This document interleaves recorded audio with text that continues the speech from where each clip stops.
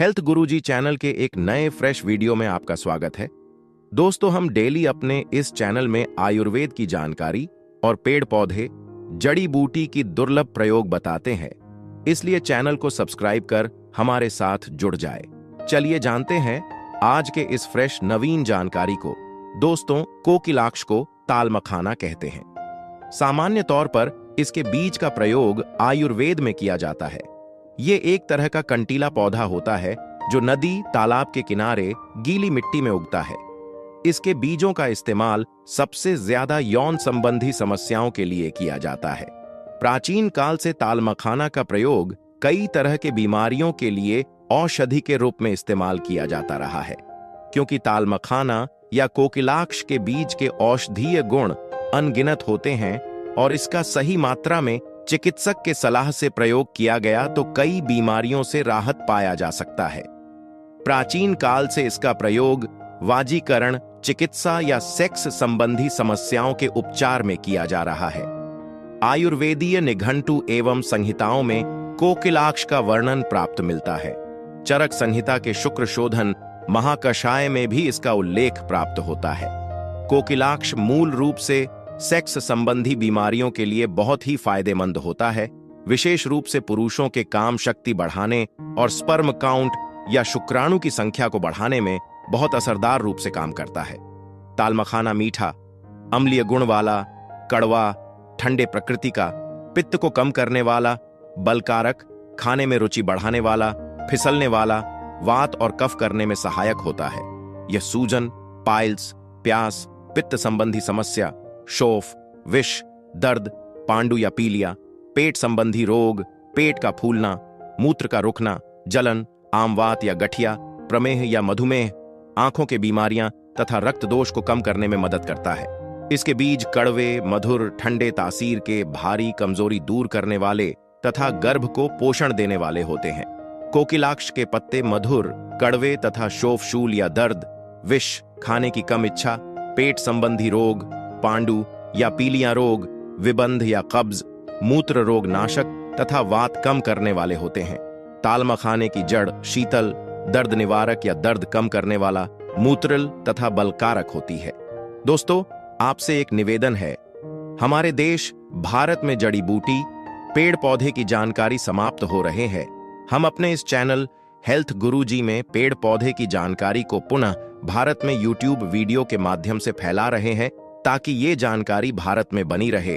तो दोस्तों, कृपया इस छोटे से कार्यक्रम में आप भी हमारा साथ दीजिए। इसके लिए आप हमारे वीडियो को लाइक करें, चैनल को सब्सक्राइब करें और कमेंट में अपना नाम और जिला भी लिखें तथा 10 लोगों को इस वीडियो को शेयर करें ताकि इस तरह के पेड़ पौधे, जड़ी बूटी की जानकारी को लोग समझे और अपनाएं। ताल मखाना के अनेक फायदे हैं। आयुर्वेद में कोकिलाक्ष के पौष्टिकता के आधार पर कई तरह के बीमारियों के लिए उपचार स्वरूप औषधि के रूप में प्रयोग किया जाता है। चलिए इसके बारे में विस्तार से जानते हैं। अगर मौसम के बदलाव के कारण खांसी से परेशान है और कम होने का नाम ही नहीं ले रहा है तो इसके घरेलू इलाज से आराम मिल सकता है। कोकिलाक्ष के पत्तों का चूर्ण बनाकर 1 से 2 ग्राम चूर्ण में शहद मिलाकर सेवन करने से खांसी में लाभ होता है। अगर किसी कारणवश सांस लेने में समस्या हो रही है तो तुरंत आराम पाने के लिए कोकिलाक्ष का सेवन ऐसे करने से लाभ मिलता है। 2 से 4 ग्राम ताल मखाना बीज चूर्ण में शहद तथा घी मिलाकर खिलाने से सांस लेने की तकलीफ में लाभ होता है। पेट में जल या प्रोटीन द्रव्य के ज्यादा हो जाने के कारण पेट फूल जाता है और दर्द होने लगता है। ऐसी परेशानी में ताल मखाना बहुत फायदेमंद होता है। ताल मखाना की जड़ का काढ़ा बनाकर 10 से 20 मिलीलीटर मात्रा में पिलाने से जलोदर में लाभ होता है। इस काढ़ा को पीने से सूजन, मूत्रकृच्छ्र या मूत्र संबंधी समस्या, अश्मरी या पथरी, पूयमेह, गोनोरिया, मूत्राशय तथा लीवर संबंधी रोगों में लाभ मिलता है। अगर ज्यादा मसालेदार खाना, पैकेज्ड फूड या बाहर का खाना खा लेने के कारण दस्त है कि रुकने का नाम ही नहीं ले रहा तो ताल मखाना का इस तरह से सेवन करें। 2 से 4 ग्राम ताल मखाना बीज चूर्ण को दही के साथ खिलाने से अतिसार या दस्त को रोकने में मदद मिलती है। अगर रक्त संबंधी बीमारियों से आप परेशान हैं तो कोकिलाक्ष का सेवन इस तरह से कर सकते हैं। इसके लिए 1 से 2 ग्राम कोकिलाक्ष बीज चूर्ण का सेवन करने से रक्तज विकारों में लाभ होता है। अगर आपको पीलिया हुआ है और आप इसके लक्षणों से परेशान हैं तो तालमखाना का सेवन इस तरह से कर सकते हैं। तालमखाना के पत्तों का काढ़ा बनाकर 15 से 20 मिलीलीटर मात्रा में पिलाने से कामला या पीलिया, पांडु या एनीमिया, जलोदर तथा मूत्रदाह का शमन होता है। मूत्र संबंधी बीमारी में बहुत तरह की समस्याएं आती हैं, जैसे मूत्र करते वक्त दर्द या जलन होना, मूत्र रुक रुक कर आना, मूत्र कम होना आदि। तालमखाना का सेवन इस बीमारी में बहुत ही लाभकारी साबित होता है। गोखरू, तालमखाना तथा एरंड की जड़ को दूध में घिसकर पीने से यूरिन करते समय दर्द या जलन तथा पथरी में लाभ होता है। इसके अलावा 1 ग्राम तालमखाना मूल में संभाग, गोखरू तथा एरंड की जड़ मिलाकर दूध में पीसकर छानकर पिलाने से मूत्र करते समय दर्द, यूरिन का रुकना और पथरी आदि में लाभ होता है। आजकल की भाग दौड़ और तनाव भरी जिंदगी ऐसी हो गई है कि न खाने का नियम और न ही सोने का। फल ये होता है कि लोग को मधुमेह या डायबिटीज की शिकार होते जा। तालमखाना के बीजों का काढ़ा बनाकर 15 से 30 मिलीलीटर काढ़ा में मिश्री मिलाकर पिलाने से प्रमेह में फायदा मिलता है। इसके अलावा तालमखाना बीज चूर्ण में समान मात्रा में बला, गंगेरण व गोखरू चूर्ण मिलाकर रख लें। 2 से 4 ग्राम चूर्ण में समान मात्रा में मिश्री मिलाकर खाने से प्रमेह में लाभ होता है। अक्सर तनाव, असंतुलित जीवन शैली का बुरा असर सेक्स लाइफ पर पड़ता है, जिसके कारण सेक्स संबंधी समस्याएं होने लगती हैं। तालमखान का सेवन करने पर सेक्स लाइफ को बेहतर बनाया जा सकता है। तालमखाने के बीज, कौंच के बीज, गोखरू, काली मूसली, शतावरी, शालमपंजा, चोपचीनी, बादाम, चिरौंजी, इलायची, खसखस, केसर, जायफल, जावित्री, तज तथा गिलोय सत को बराबर मात्रा में लेकर इनका चूर्ण बना लें। इस चूर्ण को 1 से 2 ग्राम की मात्रा में दिन में 2 बार घी तथा शक्कर के साथ मिलाकर सेवन करें तथा बाद में गाय का गर्म दूध पिएं। यह चूर्ण अत्यंत काम शक्ति वर्धक, वाजीकारक तथा नपुंसकता को दूर करने वाला होता है। जैसा कि पहले ही हमने चर्चा की, आजकल की जीवन शैली और आहार का बुरा असर सेक्स लाइफ पर पड़ रहा है, जिसके कारण सेक्स संबंधी समस्याएं होने लगी हैं। तालमखाने का इस तरह से सेवन करने पर स्पर्म काउंट को बढ़ाया जा सकता है। तालमखाना बीज चूर्ण में समान मात्रा में सफेद मूसली चूर्ण तथा गोखरू चूर्ण मिलाकर 2 से 4 ग्राम चूर्ण को धारोष्ण दूध के साथ पीने से शुक्राणु कम होने की समस्या ठीक होती है। इसके अलावा 5 ग्राम तालमखाना बीज चूर्ण में 5 ग्राम क्रौंच बीज चूर्ण तथा 10 ग्राम शर्करा मिला लें।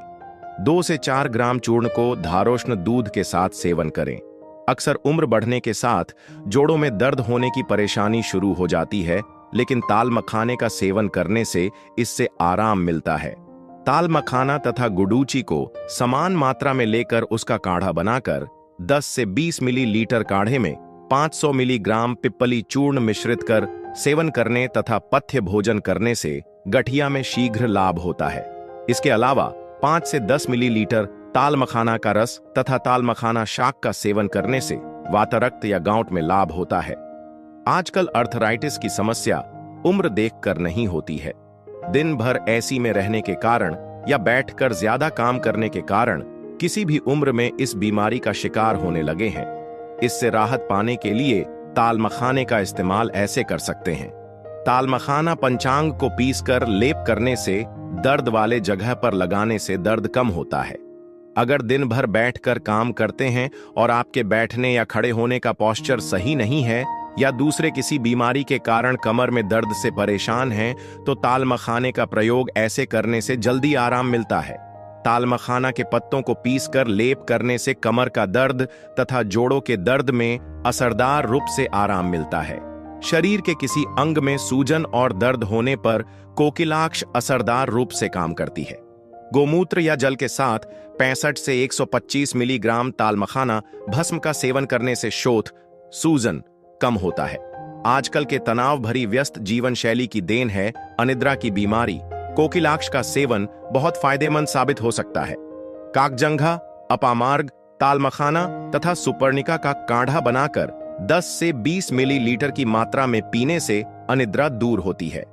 आजकल की जीवन शैली और आहार का बुरा असर सेक्स लाइफ पर पड़ रहा है, जिसके कारण सेक्स संबंधी समस्याएं होने लगी हैं। केवांश तथा तालमखाने के 2 से 4 ग्राम फलचूर्ण में शर्करा मिलाकर गर्म दूध के साथ पीने से वाजीकरण गुणों की वृद्धि होती है। नमस्कार दोस्तों, हमारे चैनल के एक नए और फ्रेश वीडियो में आप सभी दर्शकों का बहुत बहुत स्वागत है। दोस्तों, आज मैं आप लोगों के बीच अपने इस वीडियो के माध्यम से एक ऐसे वनस्पति के बारे में जानकारी लेकर के आया हूं जो आपके बीमारियों को चुटकियों में जड़ से समाप्त कर सकते हैं। दोस्तों, पुनर्नवा का बहुवर्षायु शाक भारतवर्ष में वर्षा ऋतु में सब जगह उत्पन्न होता है। इसकी 2 जातियां लाल और सफेद पाई जाती हैं। इनमें रक्त जाति वनस्पति का प्रयोग अधिकता से औषधि के रूप में किया जाता है। इसका कांड, पत्र एवं पुष्प सभी रक्त वर्ण के होते हैं।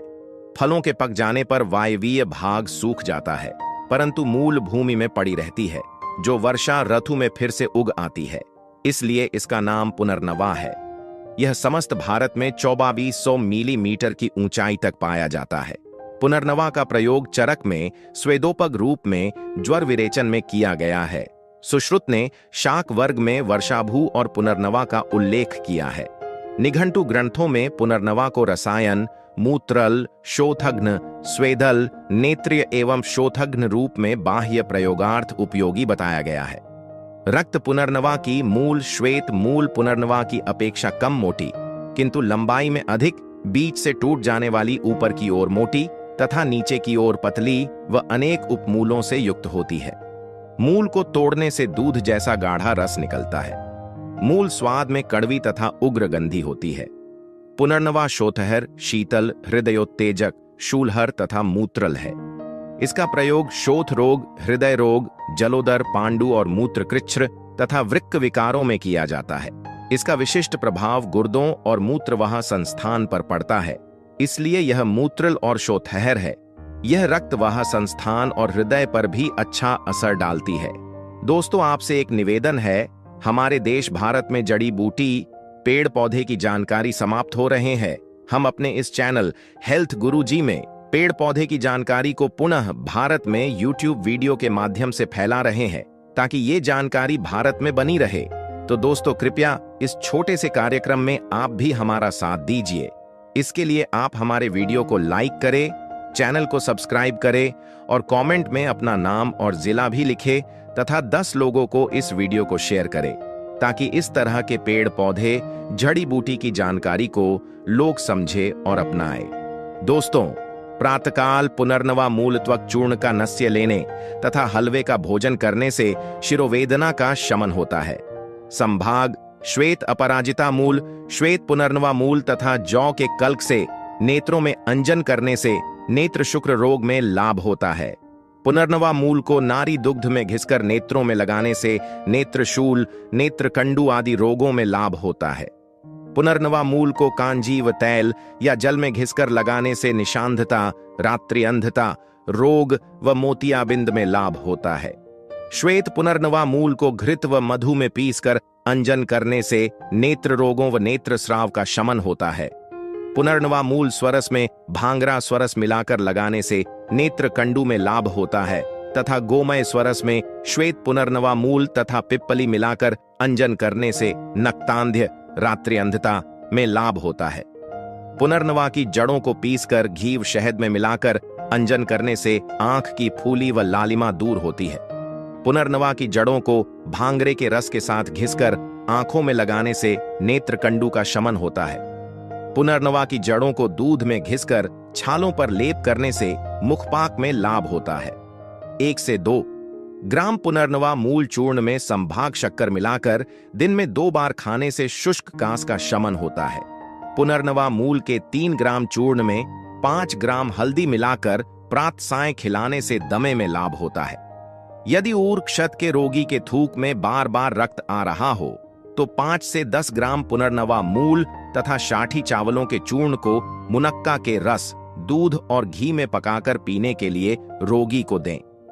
हृदय रोगों में पुनर्नवा के पत्तों का शाक अत्यंत लाभकारी है। यह हृदय रोगजन्य अस्थमा में अत्यंत लाभकारी है। हरी तकी, सौंठ, गुड़ूची, पुनर्नवा देवदारू या दारू हरिद्रा से निर्मित क्वाथ में गुग्गुलू तथा गोमूत्र मिलाकर पीने से उदर रोग तथा तज्जन्य शोथ का निवारण होता है। पुनर्नवा मूल तथा कालशाक में सेंधव मिलाकर सेवन करने से गुल्म तथा तोद, सुई चुभाने जैसी पीड़ा में लाभ होता है। पुनर्नवा काली मरिच, शरपुंखा, सोंठ, चित्रक, हरी तकी, करंज तथा बेल मज्जा इन औषधियों से निर्मित 20 से 30 मिलीलीटर क्वाथ का सेवन करने से बवासीर, गुल्म तथा ग्रहणी में लाभ होता है। पुनर्नवा के 5 से 7 पत्तों को 2 से 3 नग काली मिर्च के साथ घोंट छानकर पिलाने से मूत्र वृद्धि होकर मूत्र त्याग, काठिन्य में लाभ होता है। 5 से 10 मिलीलीटर पुनर्नवा के पत्र रस को दूध में मिलाकर पिलाने से मूत्र कृच्छ्र में लाभ होता है।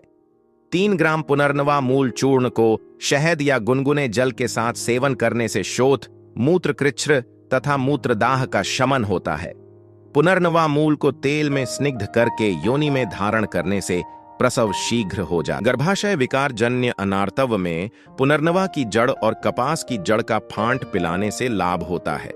सोंठ तथा पुनर्नवा मूल को बकरी के दूध में पीसकर योनि में लेप करने से योनिशोथ का शमन होता है। पुनर्नवा के पत्तों को घोंटकर गोली बनाकर योनि में रखने से प्रसव पीड़ा से होने वाले योनिशूल का शमन होता है। श्वेत पुनर्नवा की 5 ग्राम जड़ को 500 मिलीलीटर पानी में पकाकर चतुर्थांश शेष क्वाथ बनाकर 20 से 30 मिलीलीटर मात्रा में सुबह शाम पीने से अपक्व विद्रद्धि नष्ट होती है। पुनर्नवा की मूल को छाछ के साथ पीसकर लेप करने से स्तन विद्रद्धि में लाभ होता है। पुनर्नवा की जड़ तथा नागरमोथा प्रत्येक द्रव्य को 10 ग्राम की मात्रा में लेकर इसका कल्क बना लें। इसे 640 मिलीलीटर गाय के दूध में यथाविधि पकाकर प्रातः सायं पीने से वातज शोथ में लाभ होता है।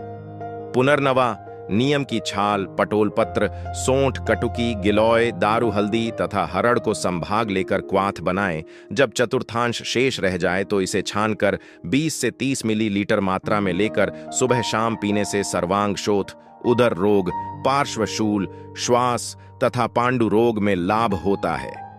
पुनर्नवा मूल, देवदारू तथा मूरवा को मिश्रित कर चूर्ण करके 3 ग्राम की मात्रा में आवश्यकतानुसार मधु के साथ देने से गर्भावस्था से उत्पन्न शोथ का शमन होता है। पुनर्नवा की जड़, चिरायता और शुंठी तीनों को समान मात्रा में मिलाकर इसकी 20 ग्राम मात्रा लेकर 400 मिलीलीटर जल में पकाकर चतुर्थांश शेष काढ़ा बनाकर पीने से सर्वांग जलमय शोथ में लाभ होता है। पुनर्नवा का काढ़ा पेशाब की जलन तथा मूत्र मार्ग में संक्रमण के कारण उत्पन्न ज्वर में भी तुरंत लाभ पहुंचाता है। लाल पुनर्नवा, परवल की पत्ती, परवल का फल, करेला, पाठा, ककोड़ा इन सबका शाक ज्वर में हितकारी होता है। 2 ग्राम पुनर्नवा मूल चूर्ण को गाय के दूध के साथ सेवन करने से बल तथा वर्ण की वृद्धि होती है।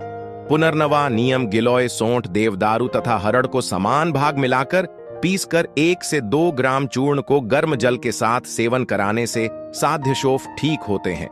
पुनर्नवा नियम की अंतरछाल, सोंठ तथा परवल के पत्तों को संभाग लेकर पानी में पीसकर शोफ स्थान पर लेप लगाने से शोफ का शमन होता है।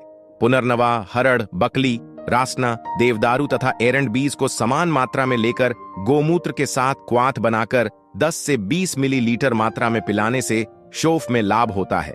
पुनर्नवा, दारू हल्दी, सोंठ, सरसों तथा सहजन इनको कांजी के साथ पीसकर लेप करने से